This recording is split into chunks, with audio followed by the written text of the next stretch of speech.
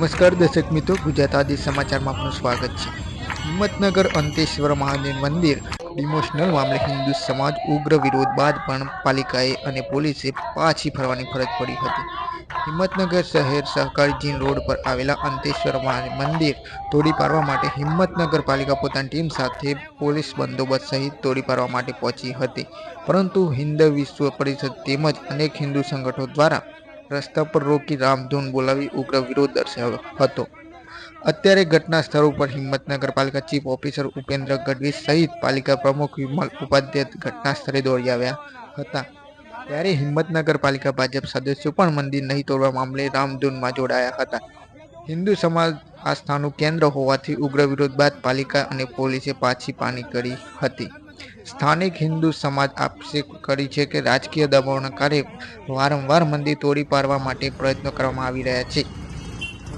8 માસ અગાઉ પણ નગરપાલિકા દ્વારા મંદિર તોડી પાડવા માટે કાર્યવાહી હાથ ધરવામાં આવી હતી, પરંતુ હિન્દુ સમાજના વિરોધ બાદ કાર્યવાહી મુલતવી રાખવામાં આવી હતી। જ્યારે આજે મંદિર તોડી પાડવા માટે પહોંચેલી નગરપાલિકા ટીમ પોલીસ સાથે પરત ફરવાની ફરજ પડી હતી। હું દિલીપ કુમાર નબદા શંકર સુથાર અનંતેશ્વર મહાદેવ મંદિર ટ્રસ્ટ રજીસ્ટ્રેશન થયેલ હોય એનો પ્રમુખ છું।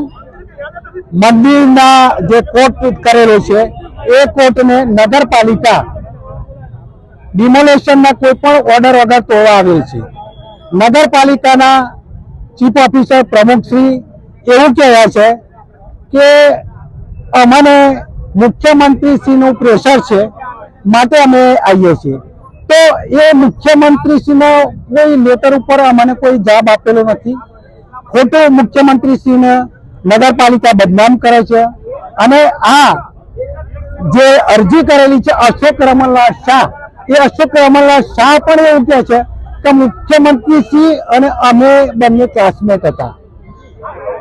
આવું નગરપાલિકા પણ કહે છે, તો એનું વારંવાર દબાણ છે મુખ્યમંત્રીશ્રીનું, માટે અમે આવીએ છીએ। અમને કોઈ તોડવામાં રસ નથી।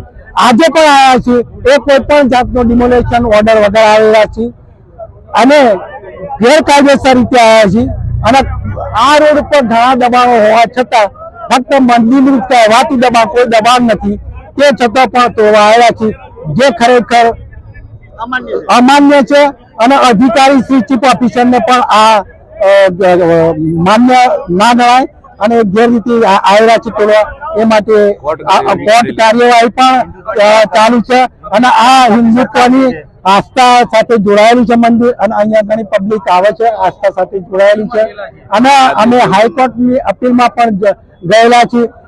એ કોર્ટની અપીલનો પણ આ ગોળી અને ફક્ત બિલ્ડર લોબીનો લાભ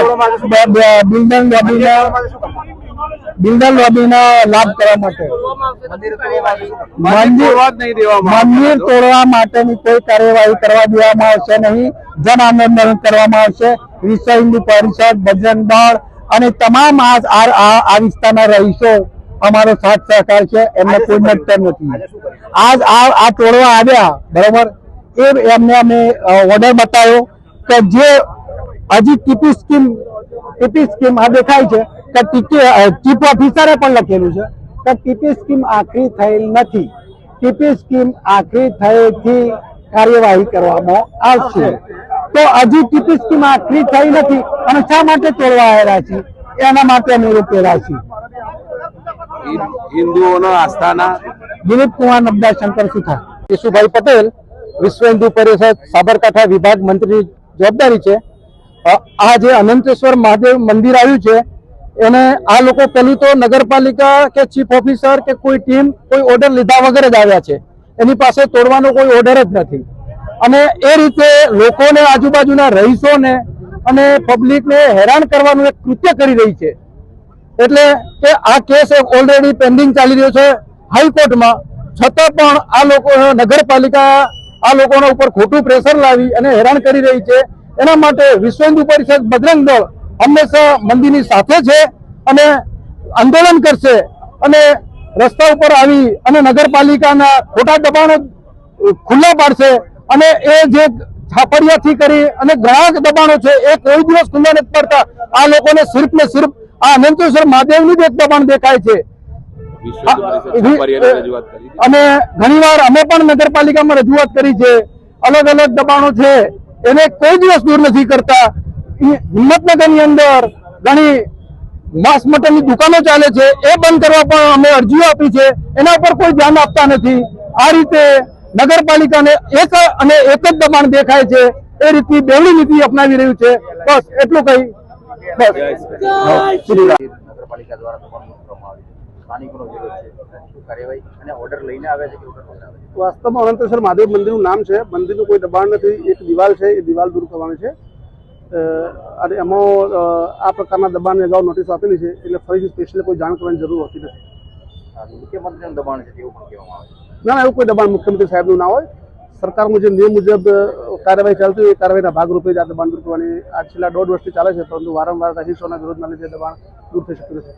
હાઈકોર્ટમાં પણ અરજી કરેલી છે બાબતમાં. હાઈકોર્ટમાં અરજી કરેલ છે, પણ એ બાબતના કોઈ સ્ટે સોસાયટી મેળવી શકેલ નથી જ્યાં સુધી અથવા સ્ટેટસ કોની કોઈ કોર્ટની સૂચના નથી. એટલે એ દબાણ દૂર કરવું જરૂરી છે. દબાણ દૂર કરવા માટે જ આજે ટીમ અહીંયા આવેલી હતી. શું થશે આજે દબાણ દૂર કરશે કે ને આજે દબાણ દૂર કરવાનો જે કાર્યક્રમ હતો એ રદ કરવો પડશે, કારણ કે મોટી સંખ્યામાં લોકો અહીંયા એકઠા થઈ ગયા છે, રોડ પર સુઈ ગયેલા છે અને કાયદો અને વ્યવસ્થાની સ્થિતિ જોખમાય એવું છે. અપૂરતો પોલીસ ફોર્સ છે અને આ બધા કારણોથી અમે આજે દબાણ દૂર કરી શકતા નથી. ઉપરાંત નગરપાલિકાના પ્રમુખ શ્રી સદસ્યો દ્વારા પણ કોઈ સમાધાનની બેઠકની વાત ચાલે છે. શું થાય છે જોઈએ છે. બાકી આ દબાણ આવનારા સમયમાં નવો કાર્યક્રમ કરી અને દબાણ દૂર કરવાની કાર્યવાહી કરવામાં આવશે. કોનો ઓર્ડર છે દબાણ દૂર કરવા માટે?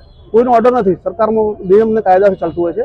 જેનું દબાણ છે, દબાણ પ્રસ્થાપિત થઈ દૂર કરવું જરૂરી છે. ભવિષ્યમાં દબાણ દૂર થશે? દબાણ દૂર થશે 100%.